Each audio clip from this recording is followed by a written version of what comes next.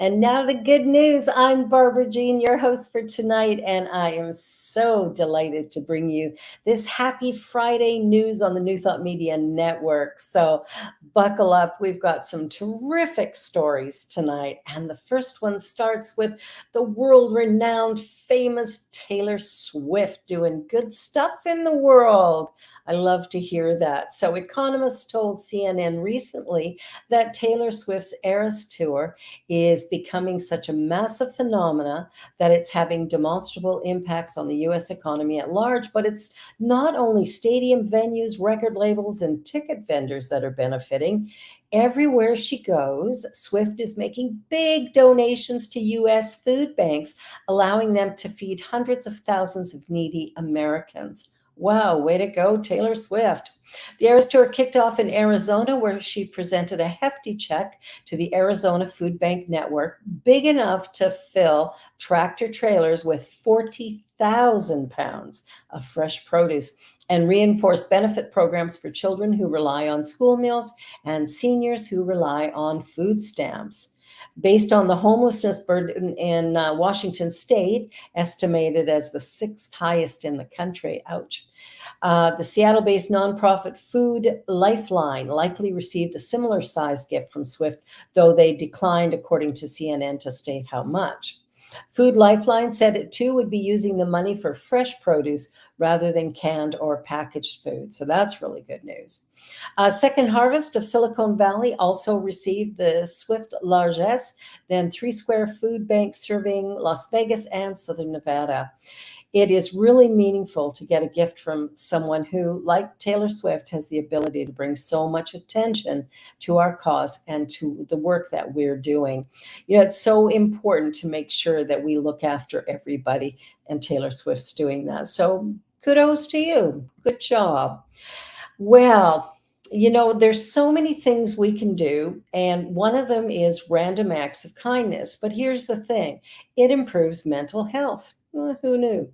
Well, probably anybody who's done it. Humans are hardwired to feel good when performing acts of kindness towards others, an imperative trait in any animal that evolves to live and hunt in social groups. This is such a truism that performing random acts of kindness for other people was more effective in reducing symptoms of depression than specifically planning activities for the sake of enjoyment. Interesting. The study sought to test methods of cognitive behavioral therapy, a non pharmaceutical treatment for depression and anxiety that's proven to work through confronting patterns of thought and behavior that lead to depressive and anxious thoughts, and consciously moving away from them by retraining one's brain.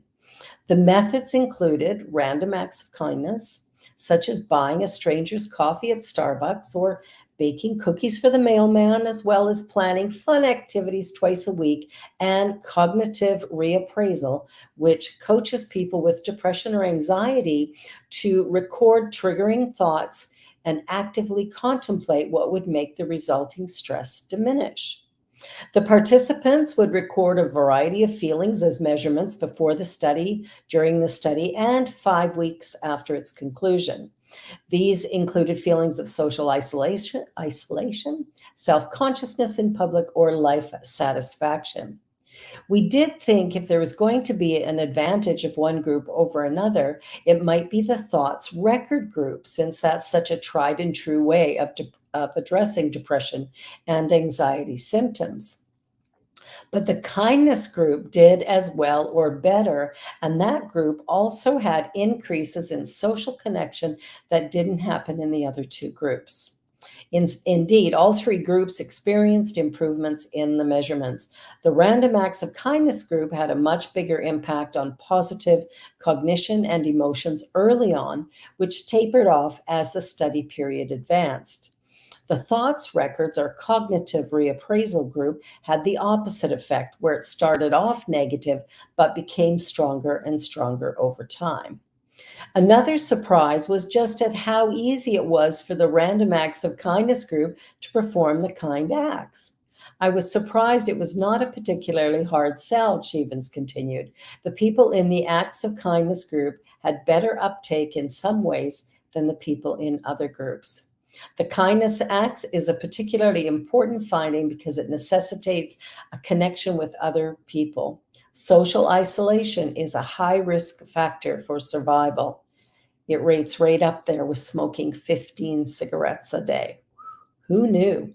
Chevens felt that as well as being a powerful therapeutic strategy, random acts of kindness can be add on therapy to pretty much most mental health disorders, reasoning that anytime we can get out of our own heads, it seems to be a benefit to our well being. Woohoo, random acts of kindness. So if you're not doing it, hey, give it a try. Why not? It could be the perfect way to spend your summer, fall, winter, spring, okay, forever. All right, here's a super fun story about the grandma of the year. Oh my goodness. A dedicated grandma has run a week-long summer camp to bring her 11 grandchildren together for daily meals and activity schedules with homemade trophies and gold medals. Narni Shrek, Cherie Mack has 4 daughters and takes looking after her grandchildren very seriously. The kids, aged 7 months to 18 years, live hours apart and only see each other during holidays. So she hosts a camp at her home to bring them all together. Can we take a look at that video, Deja? It is just super.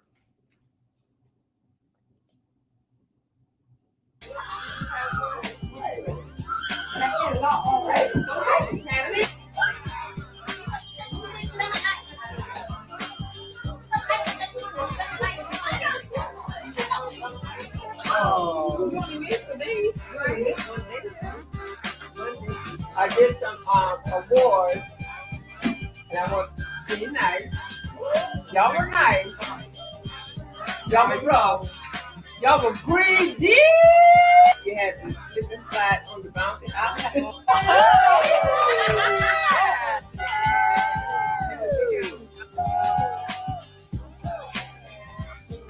Jaden, wow.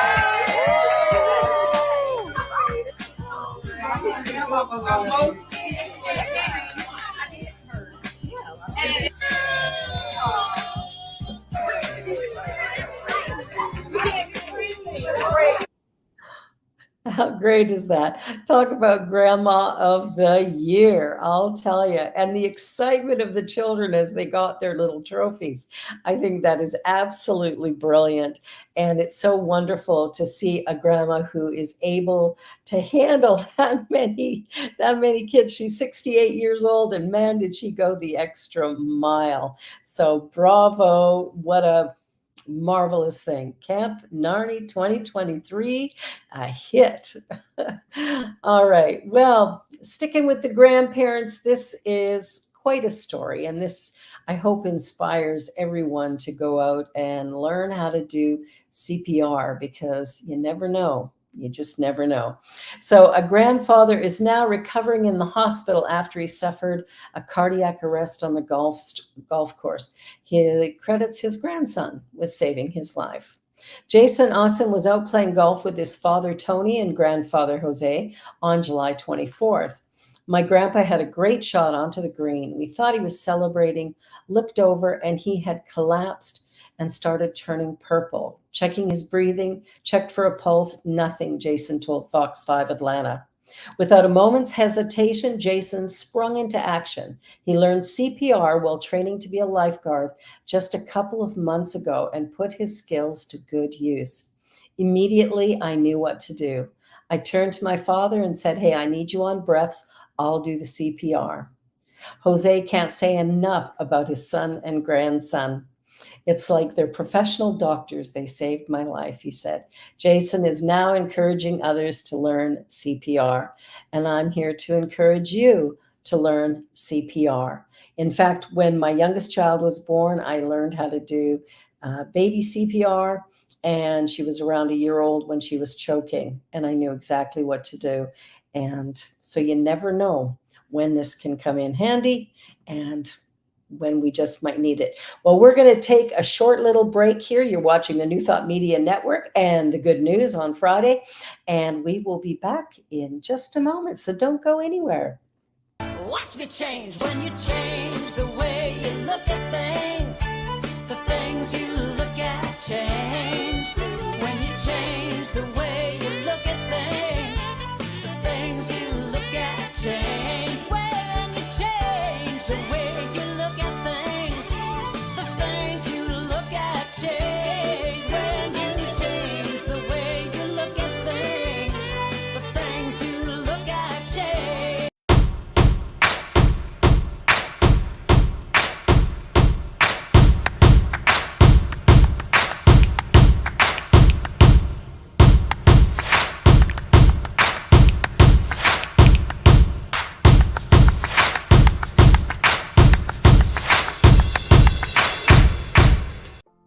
Please help us say thank you to our organizational sponsors and donors, including the Hefferland Foundation, Affiliated New Thought Network, International New Thought Alliance, Science of Mind Archives and Library Foundation, Center for Spiritual Living Denver, Center for Spiritual Living Midtown Atlanta, New Thought Philadelphia, Planned Happiness Institute, Summit Center for Spiritual Living, Center for Spiritual Living on the Lake, Unity Spiritual Center Kitchener, Om Center for Spiritual Living, Center for Spiritual Living North Jersey, Unity of Savannah, Center for Spiritual Living Seattle, and all of our individual donors and sponsors.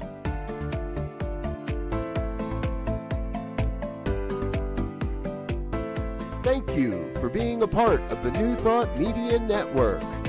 Please come be you.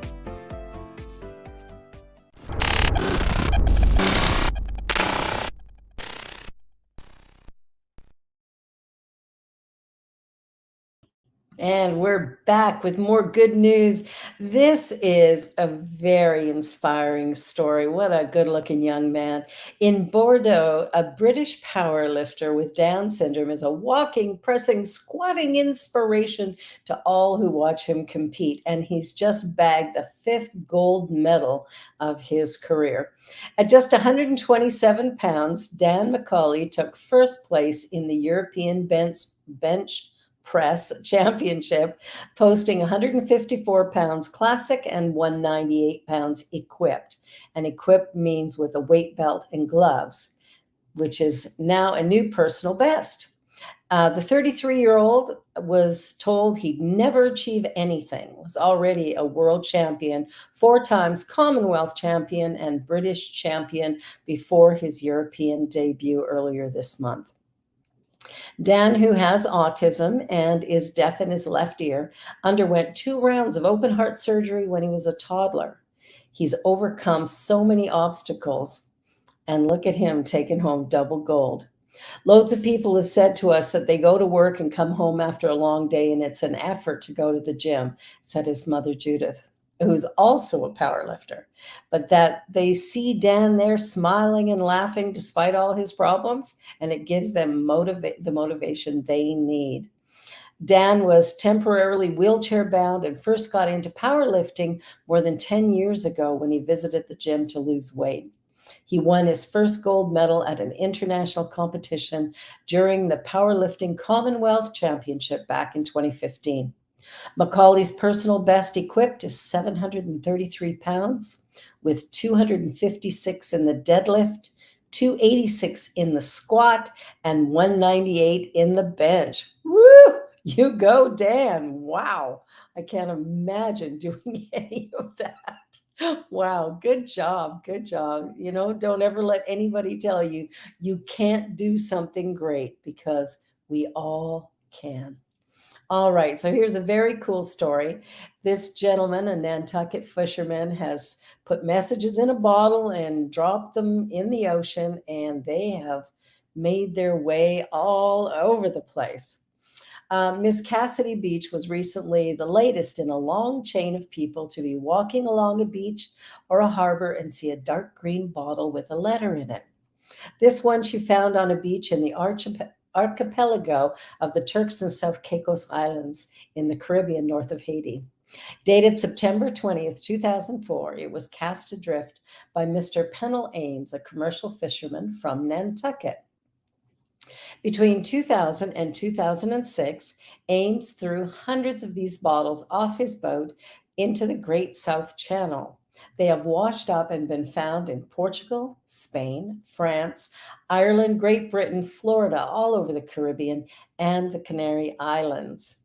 80 people have taken the time to remove the artificial corks, read the letter inside, and write back. Together with his wife Sharon and their two daughters, Pennell Ames perfected the technique for preserving penned paper inside glass and have every once in a while enjoyed pulling a strange letter out of the mail and reading where the bottles have arrived. You get your mail and you kind of know your bills and the familiar people who send stuff to you, Mrs. Ames told the world.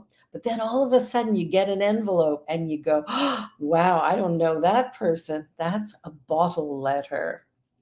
Sometimes they're in English, often they're in Spanish, owing to the Canary Current bringing their bottles down to countries like Cuba and the Dominican Republic. The currents of the Atlantic Ocean keep all the bottles north of the equator moving in a big ocean gyra in a clockwise motion around the North Atlantic. Still living in Nantucket, they have scrapbooks of letters and envelopes, postcards, photographs, news articles, and printed emails from everyone who has found a bottle and written back. They have a whole book for France alone, a nation special to the Ameses because of an incident where a Frenchman found one and then his son also found one. Ms. Beach was working for the NOAA on acoustic data from harbor porpoises and dolphins and wrote to the Ameses that this would bring her to Massachusetts, not far from their home. The World reported that she stopped in to deliver their letter and her reply personally. How cool is that? She says, as soon as I walked in the cottage, they had a whole dining room table full of letters and books. They had one book dedicated to France alone, and it was just really cool. How fun is that? Letter in a bottle. Well, I've never had that experience, but I think it would be pretty cool. Well, here's some interesting science. I'll tell you, science is a very cool thing sometimes. So, a team of scientists at the Salk Institute have found that a particular kind of immunotherapy was able to train the brain's invisible scalpel on an incurable form of brain cancer in mice. The glioblastoma is the most common form of brain tumor, and while it's also the most deadly, our brain comes equipped with the immune cells needed to destroy them. Who knew? The problem is cancer tumors have mechanisms that allow them to evade the detection of the immune system.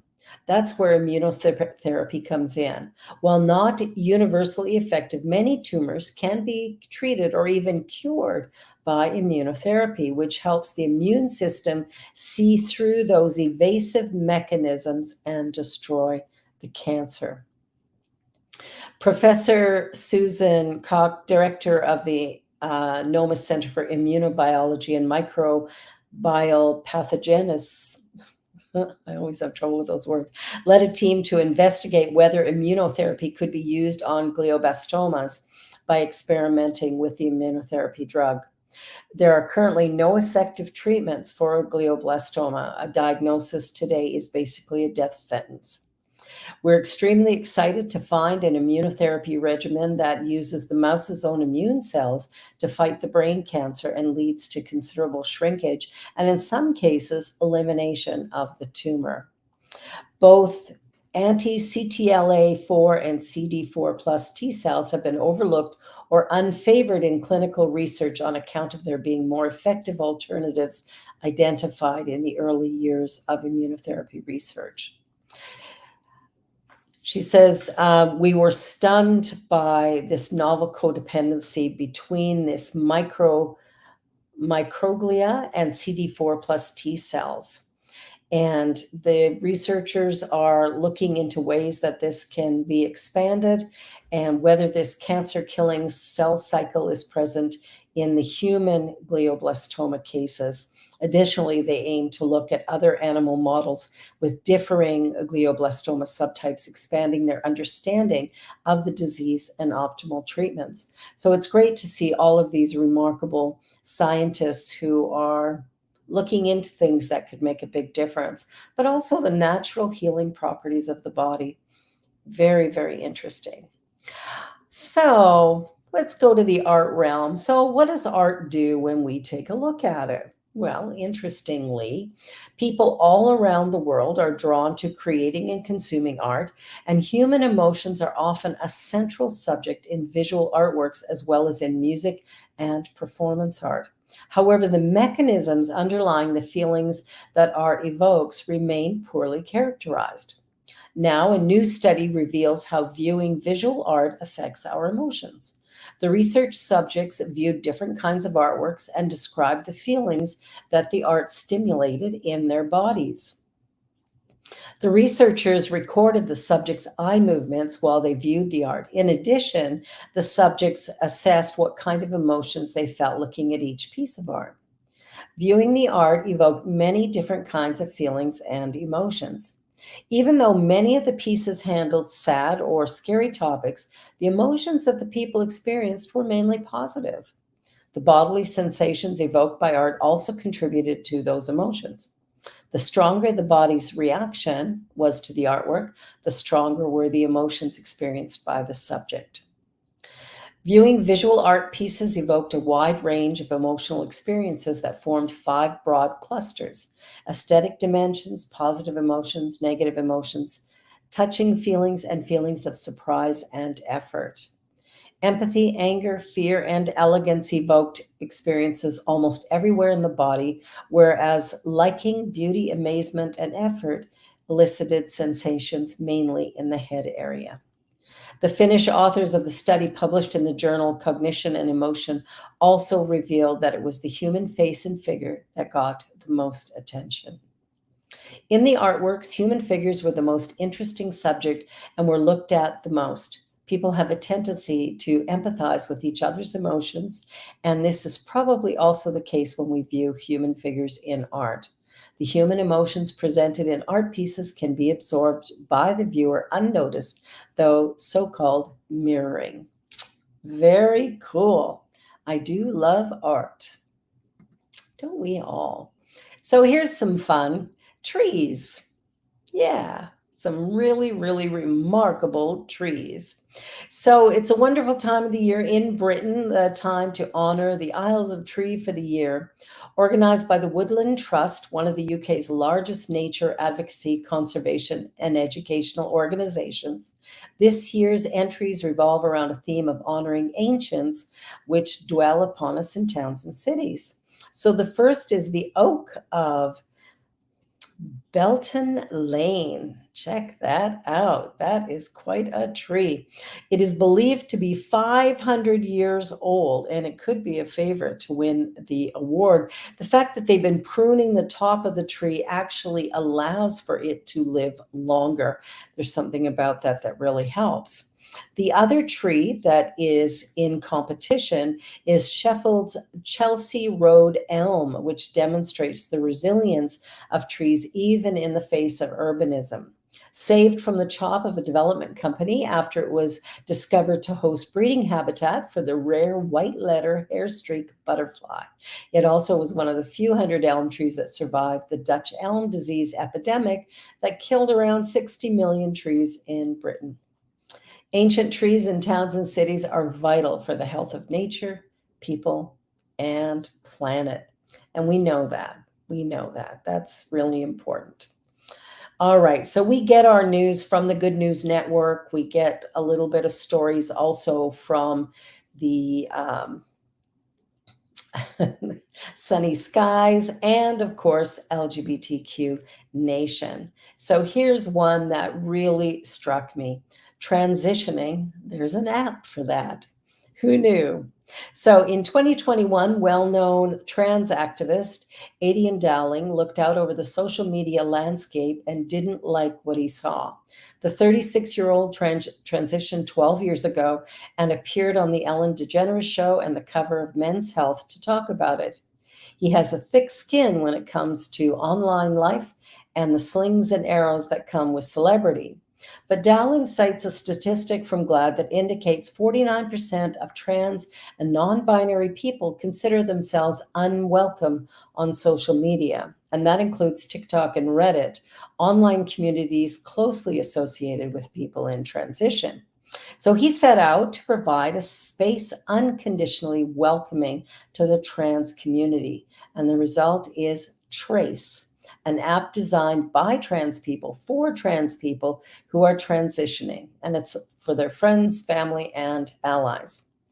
Trace is an acronym because we love acronyms in this community, he says. It stands for Transition, Recording, and Community Engagement. We have two sides of the app. One, you're documenting your gender transition. On the other side, you're building community and getting support from allies. On one side, you're going to get peer-to-peer support. So you're going to be able to ask for support very openly and feel secure to get information, to hear different people's opinions about the same thing. You want information on top surgery? We're going to tell you that, plus the negative, the realistic. Then on the other side, many people want to document their gender transition. No, I don't look like this. I didn't look like this when I first started transitioning. To be able to look back to see where you come from, to see your journey, it's really moving.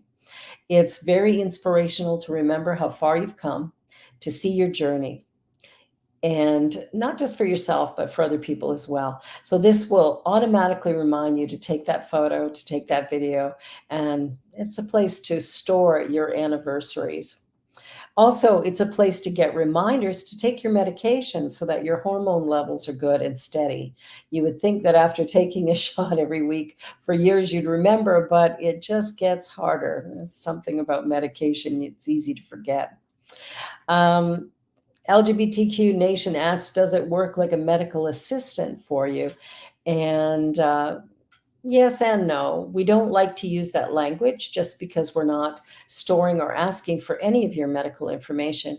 You're just choosing that if you would like. You can also have a reminder to put on your compression chest vest, for example. So we have reminders that you can use however you would like. So it's all personalized. It's trans first. We are trans owned and we are trans run. TikTok has been known to ban trans people's bodies. You just have to get one person to report you from the wrong side of TikTok and you're automatically deemed inappropriate. You're getting your lives taken down and you're not able to post over time. And then, Reddit, it's kind of a hit or miss with Reddit. I think that it can be a dumpster fire in a lot of ways if you get on the wrong thread. We really do our best to prevent dumpster fires here at Trace.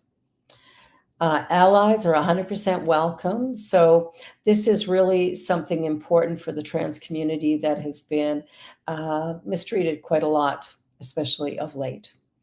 Anyway, this is your Friday news here on the New Thought Media Network. Good news all the way around, inspiring, uplifting. And hey, don't forget to like, share, and subscribe. ntmedia.org is really the place to be for all of your great news and inspiration.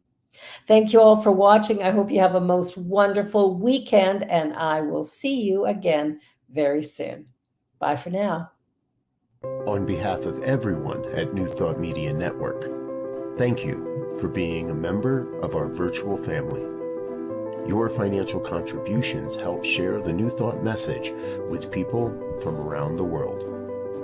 Please visit and contribute at www.ntmedia.org/donate. New Thought Media Network, come be you. And please like, share, and subscribe.